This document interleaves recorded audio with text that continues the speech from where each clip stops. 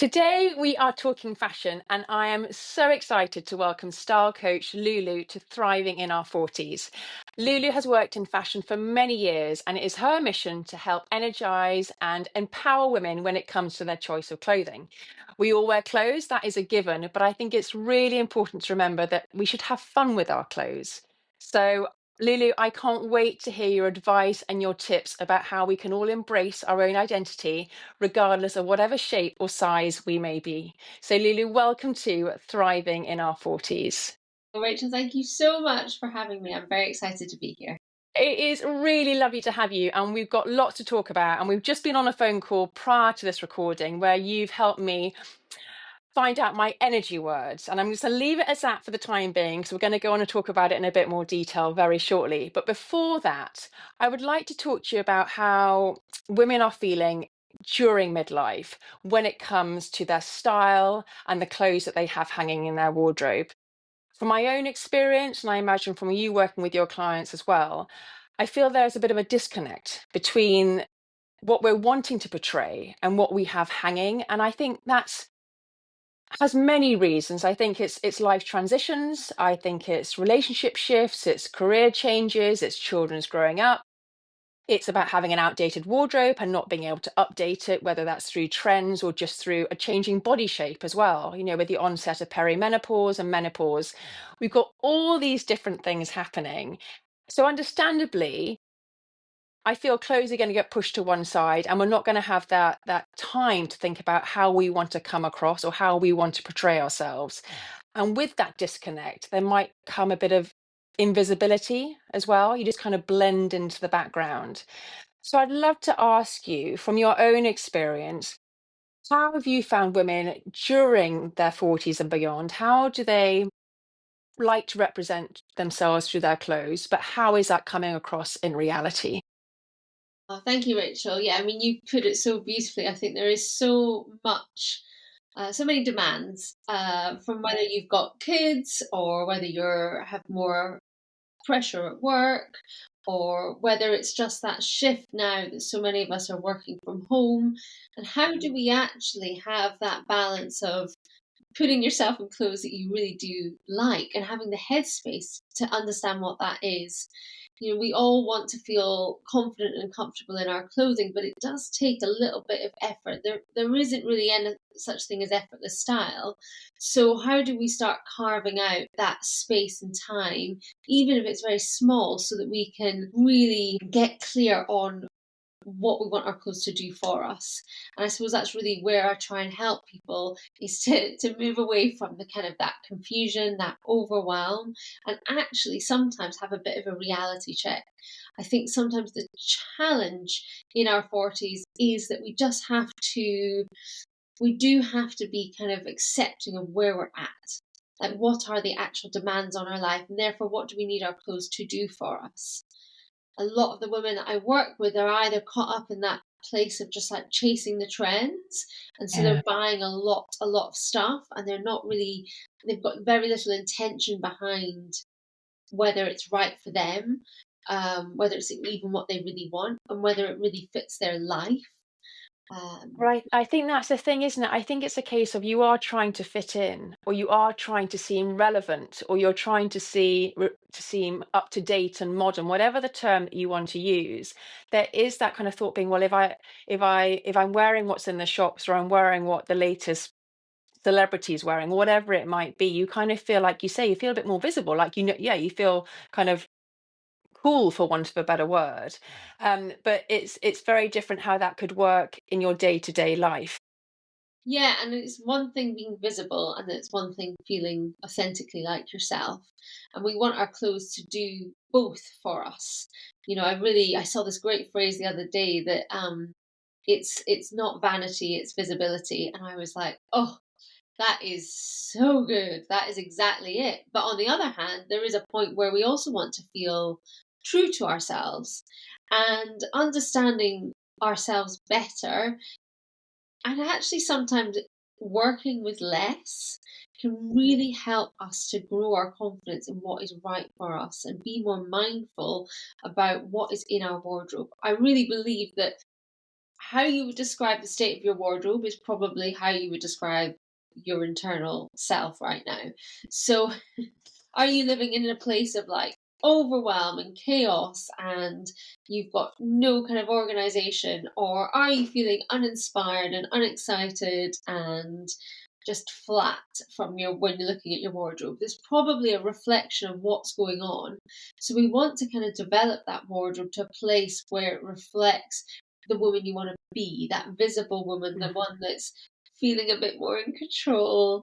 And that's not to say we're not aiming for perfection or having, the perfect capsule or anything like that, but it's about making sure that it's functioning to support you, your life, your actual, job, but also to help enhance how you want to feel. What is the bit of you that maybe you haven't explored? Are you craving, feeling more relevant? Are you craving feeling a bit sexier? Have you lost touch with your femininity in your body?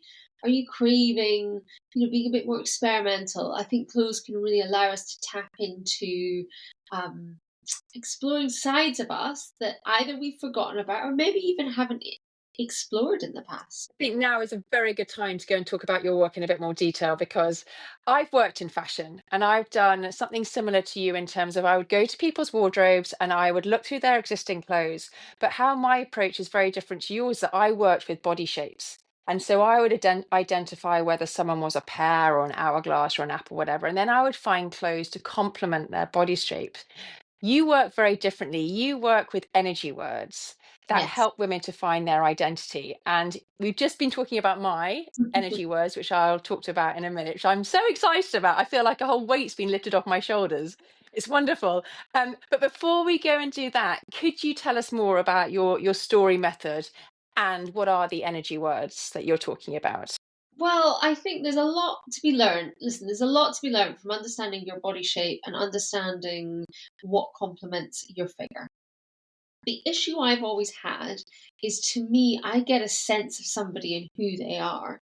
And I never felt that understanding I could be in a flattering outfit and I would not feel like myself.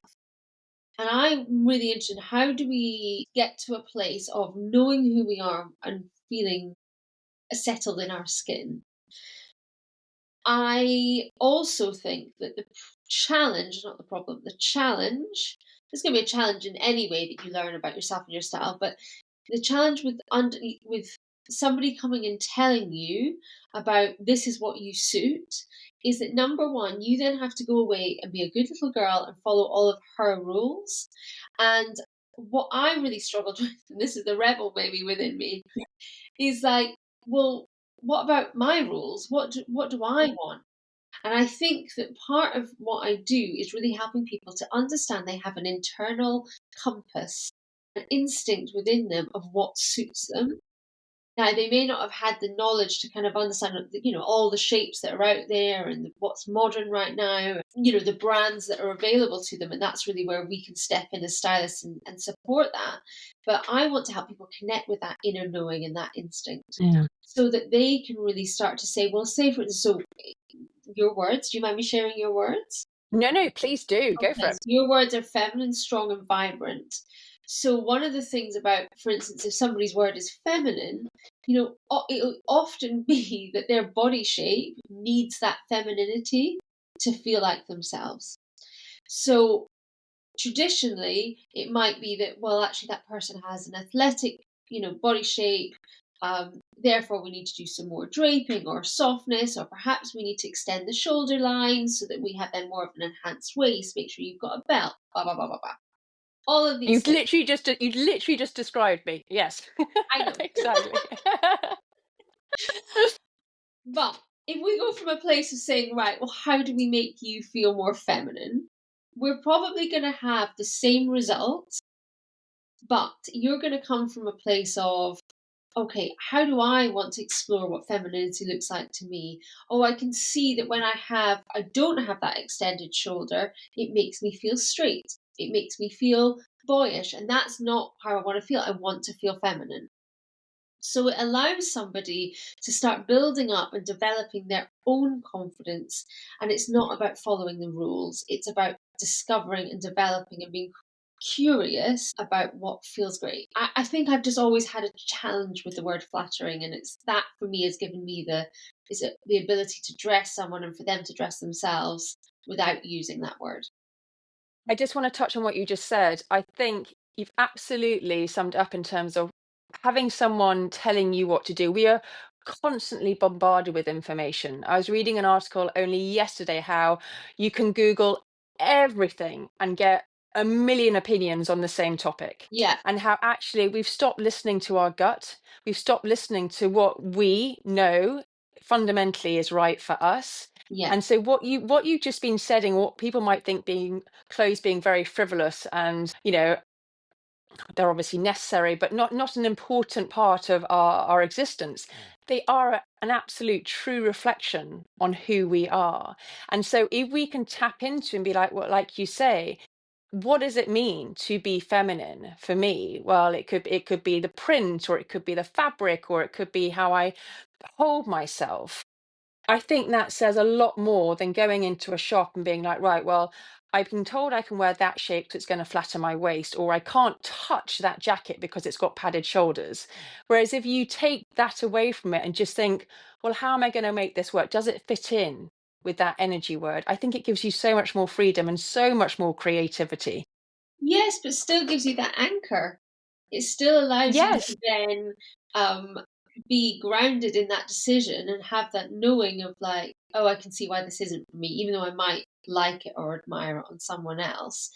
Because I think sometimes, and it still also depends, every person I work with is very different. And I do tend to work with a lot of creatives, people who get this kind of language, who get the desire a little bit of self expression, and they're not quite nailing it. The women that I don't tend to get the women that say, just make me look appropriate. I need to dress for the polo. I need to dress for, I don't know, the races or whatever it is.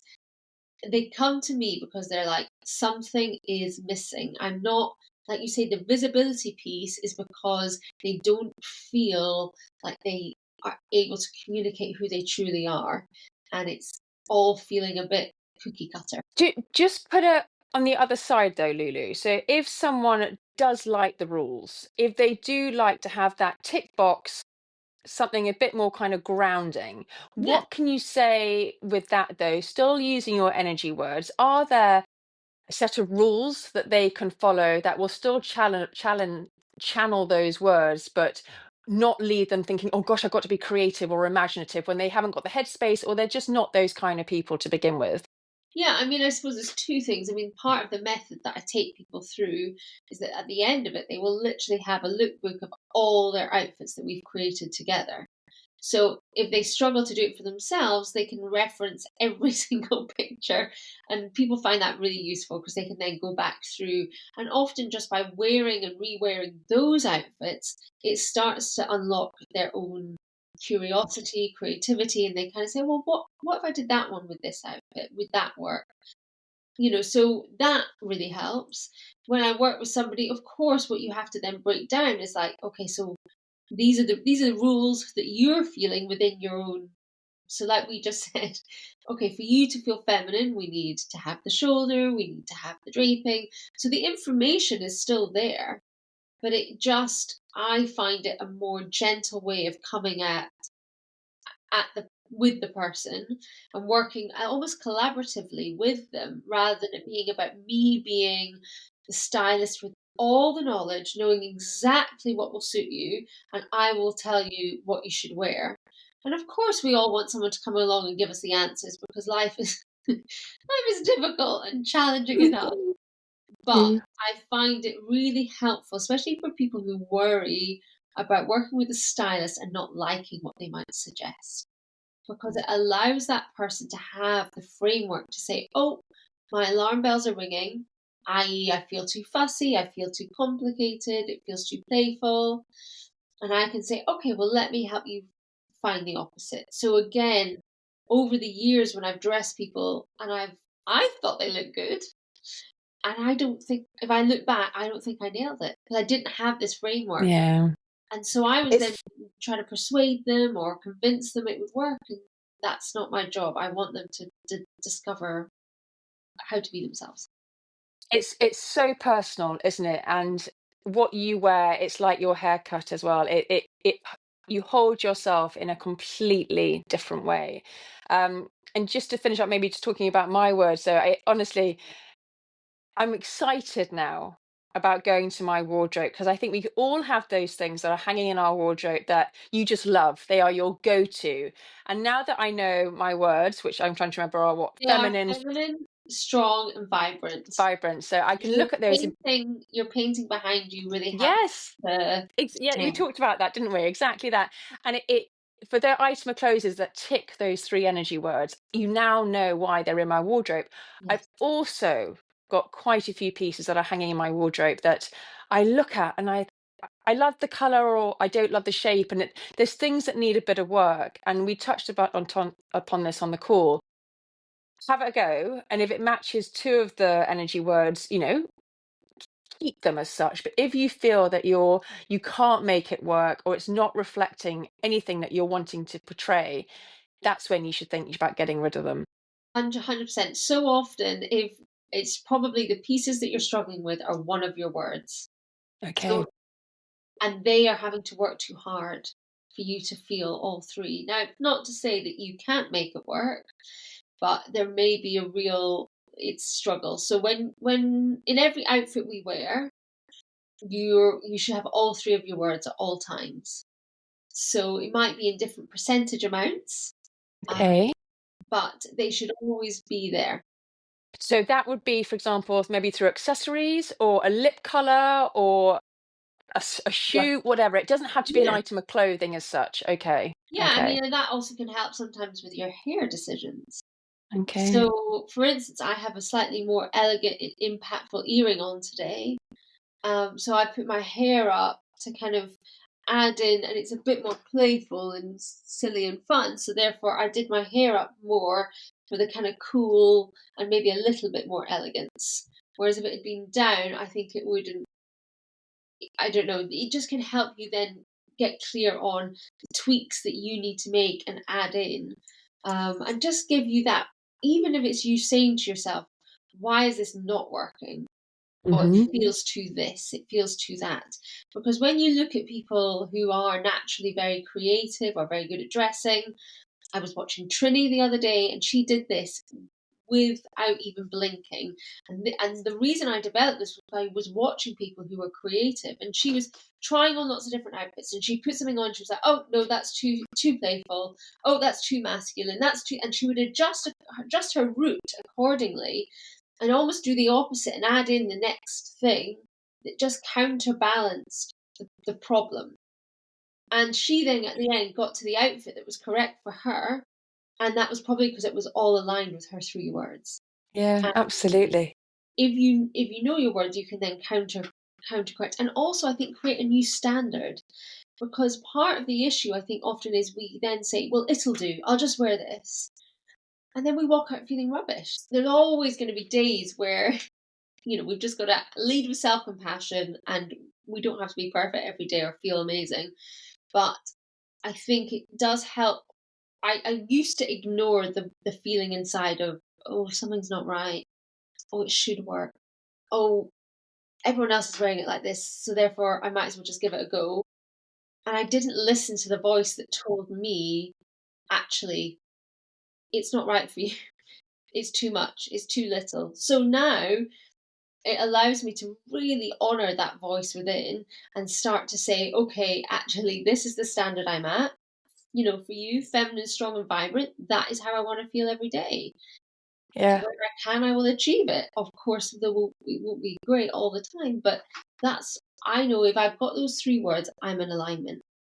And I it's think brilliant. another fine little point here as well is that we can also, all of us, get caught up in what others think, the viewpoint of others. Yeah, Am I right in setting, especially if you're, I mean, like I'm obviously in Brighton, you and I live in very different environments, and it's easier for me to be self expressive and out there in this environment. But, there's people I work with who are very much, who live in the countryside, who want to be themselves, but are worried about how people might react. exactly. What I've found is really helpful is when you've got your words, you can have a little word with yourself before you're leaving and say, "Do I feel all my words? Yes. Are there any alarm bells ringing? No. Is it just the worry of others? Yes. Well, then you just got to crack on because that is Yeah. who you are, It's, and start raising the vibe of the room, start lifting what the average is doing, and be an inspiration to others. I think that is brilliant. Absolutely brilliant. I wanted to go from being true to yourself to what do you find a lot of your clients are saying as their energy words? Are there quite obvious ones that people in their midlife automatically turn to? Or are they more varied in their descriptions? Well, obviously, if you ask somebody direct, they'll just give you generic things like, I want to be comfortable, confident, stylish, effortless, modern, maybe. And part of the reason, as we kind of nodded to earlier, is that I don't do it by asking direct questions. So I get you to think about your 3 to 5 favorite objects. I picked, I was the one that said about your beautiful painting, because art can be such a great way to connect to actually who we are. And by doing that and you describing the object, the item, the piece of art, the vase, it can shine a light in a way that you wouldn't have had self awareness to have done, to have kind of been able to voice what you need your clothes to do.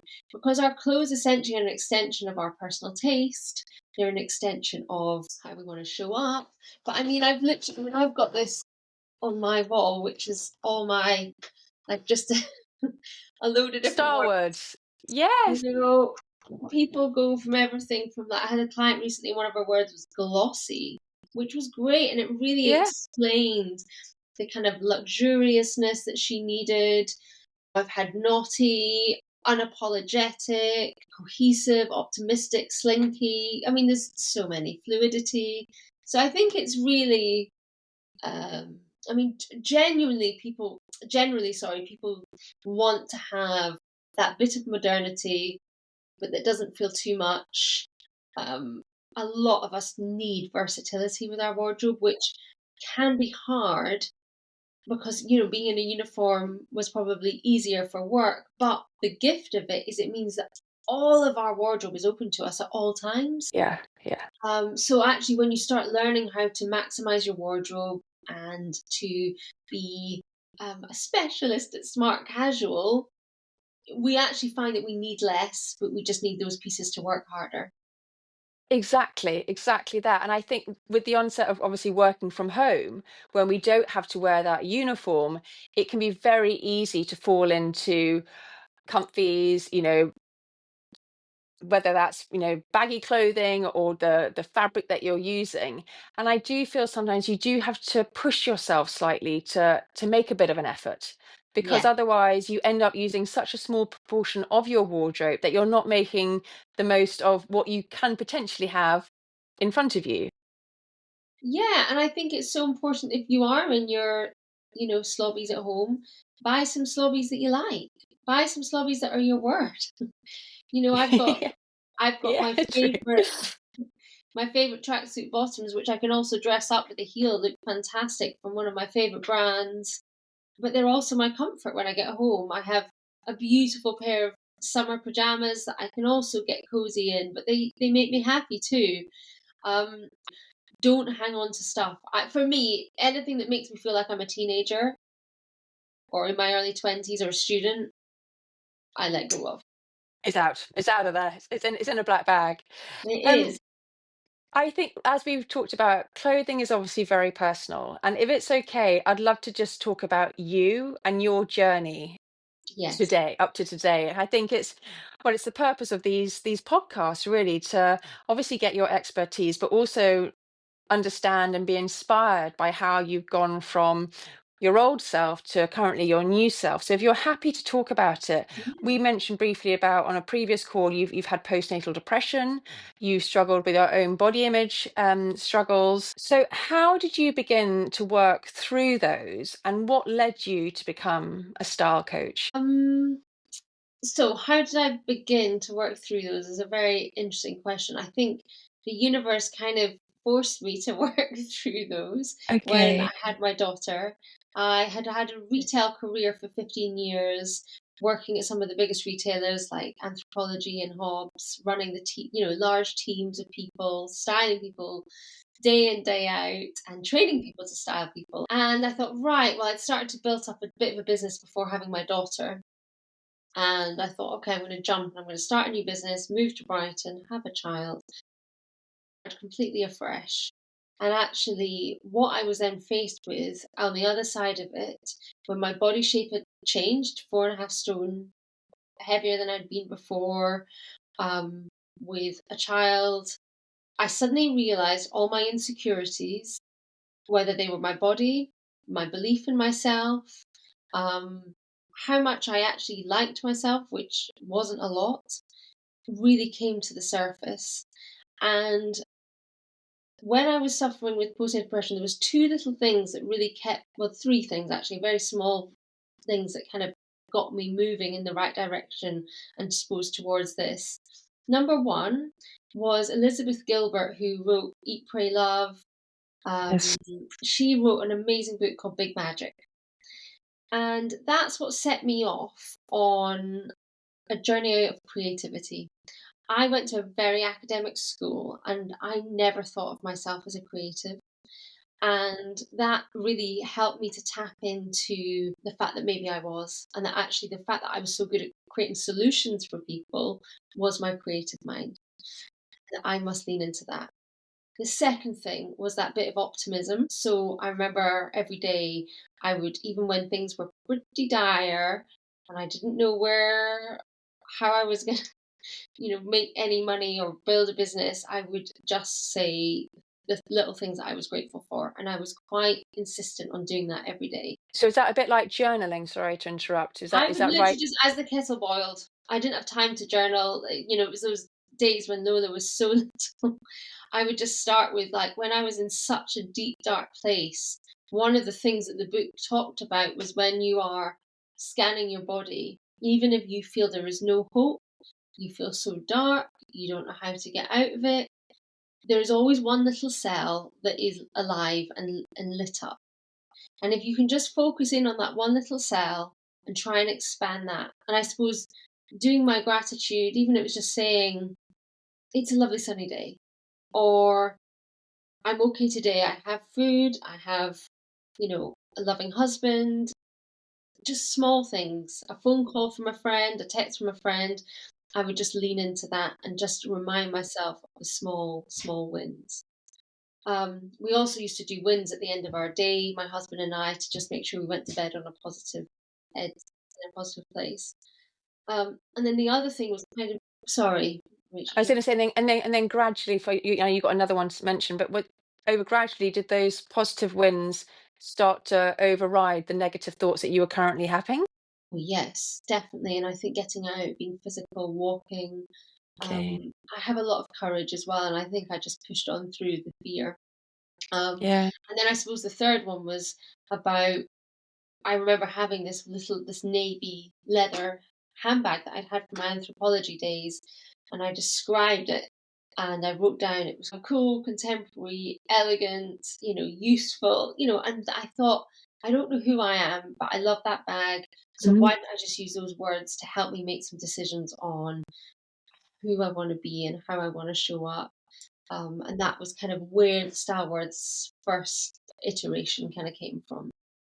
That is amazing. And I think by taking things away from the I and making it third person, you can be so much more diplomatic and generous with your description, can't you? I think as soon as you make something personal, you automatically become a bit more negative, or you be a bit more um, unkind to yourself.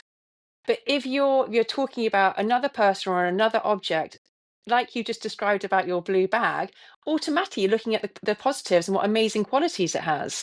Yeah, that's beautiful. I've never heard it so eloquently put, but that's exactly it. And I think that I've also come from a place of not being very kind to myself. I have no relationship with my father, and I believe, is a narcissist. And so the way that he made me feel and my low sense of self-worth, um, massively, you know, it came out after having a child. I really genuinely thought I was going to mess up my daughter. I didn't feel like I could have that responsibility. It really, I had to work through so many of my demons. And clothes allowed me to, doesn't matter what I was feeling, I showed up. I also didn't have a lot of money, so what it's really lent into is helped me to be more creative, and I've had to work with what I've got, and it's helped me to really maximize my own wardrobe and see the potential even when I felt there wasn't. And this is again that reflection of, doesn't matter where we're at, that wardrobe can really help us to challenge ourselves and step into the woman that we know is within. And also for those days, those months, whatever it might be, when you need to show up as someone else just to give you that strength to get through the day, then Oh, those clothes can give you that power, can't they? Almost also.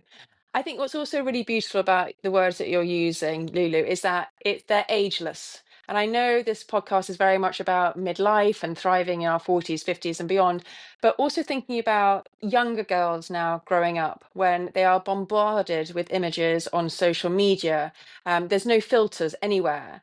I think to instill at as young an age as possible about knowing your self-worth, knowing what you want to be, knowing how you want to come across regardless of shape, size, whatever it is.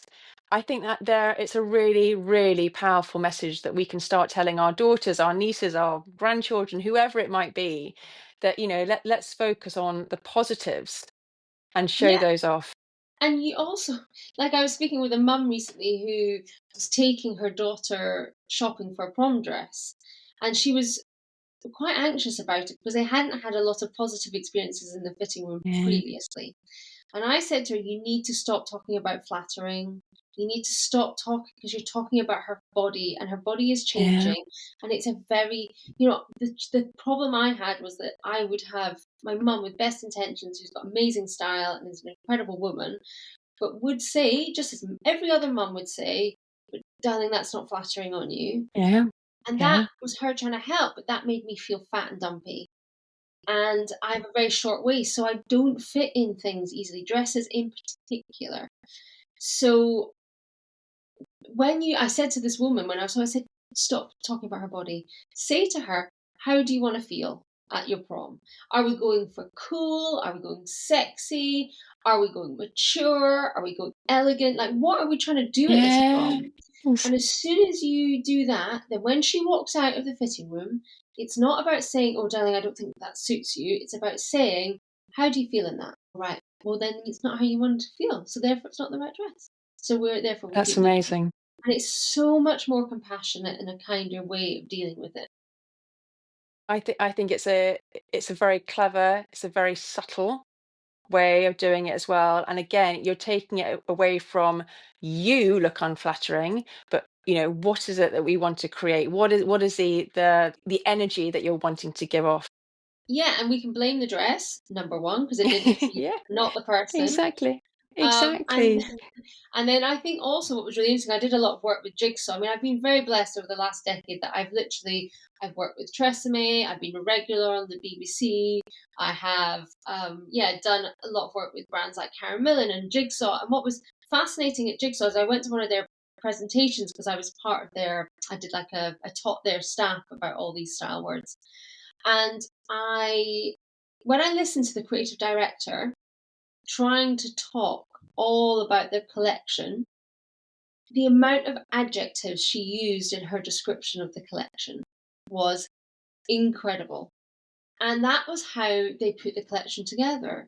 We wanted this to really speak of, I don't know, the Scottish Highlands and the rough kind of, textures and the kind of, how hardy the person was in that setting. And there was all these descriptions and adjectives of the collection.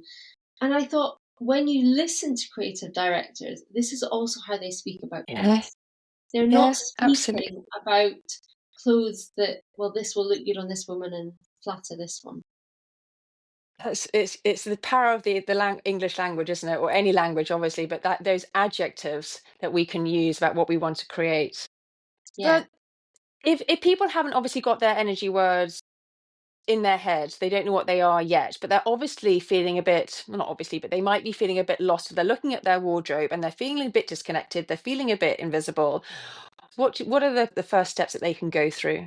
Well, I think, I mean, obviously they can come do a Star Wars consultation with me, but if what they can also do is a bit like I did with the bag, or a bit like we did with your painting and your favorite Yeah. object, just describe something that you love and just see what comes up. And then I would say look in your wardrobe and really get clear on what are your without fail. So the things you rely on that work all the time that you do love, pull them out and put them to one side.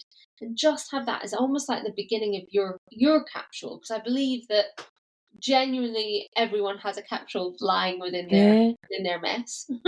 Yeah. um, then I would pull out your maybes, the pieces that you're like, okay, this I feel like this has potential, but I don't quite know where to take it. Yeah. And then the things that either, genuinely don't fit your body, make you feel absolute pile of poo when you put it on, or something that really makes you feel so blue and you keep ignoring it, really push that to one side. Yeah.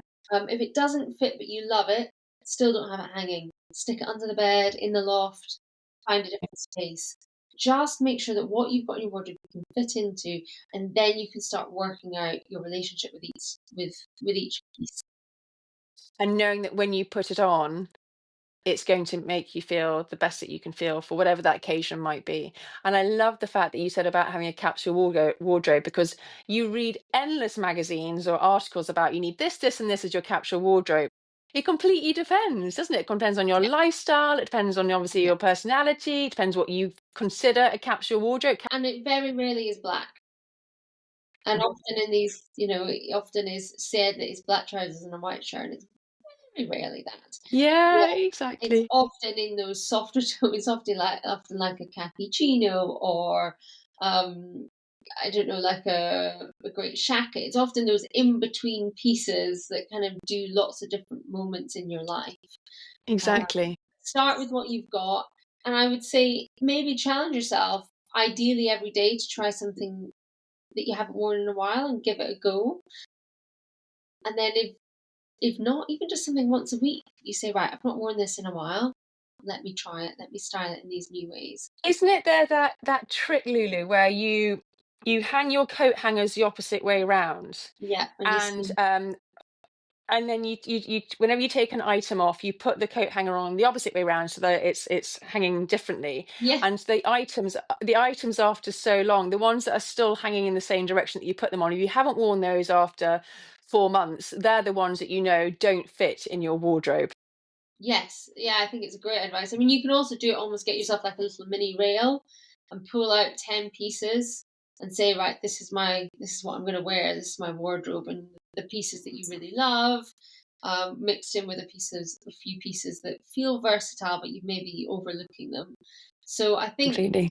any way you can reduce your overwhelm, and take back a bit of control. So even if it's say, right, I'm just going to sort out my pants and my bras, chuck away anything that's got holes in it, make sure they're all in one place, fold them fairly nicely. It doesn't have to be Marie Kondo, levels, but have something that at least feels, organized, and do one little corner, because that can often really help. Yeah.